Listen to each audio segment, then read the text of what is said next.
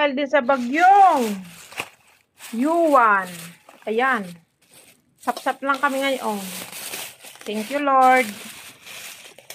Eh di nabuhay na naman rip sa atin. Oh. Mga 2 kilo are ano. 3. 5. 5 kilong sap-sap na maliliit. Wow. Wala ka dyan mapipiling malaki. So, lalabugin.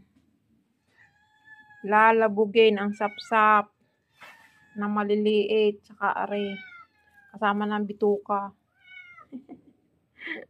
Tuwan-tuwa na naman ang mga par baby.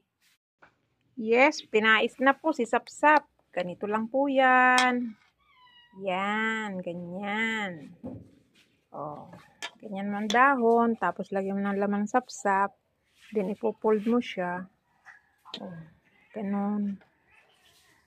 Yun. Yan na. Para alam na sapsap yan. Ganyan. See? May bawang. At suka lang ang itutubig. Hindi mo lalagyan ng suka, ng tubig. Suka lang. Tapos, may asin yan. At saka, luya. Wala palang luya. Suka lang ang ilalagay. Walang tubig. Yes, isalang na natin ang ating balisusong sapsap. Yes, ayan. May suka at may tubig din pala kasi lalabugin siya. May bawang, may bitsin. O, diba?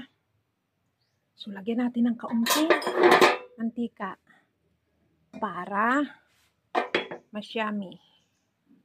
Yummy, yummy. Kutan lang natin siya ng kaunting mantika. Yun.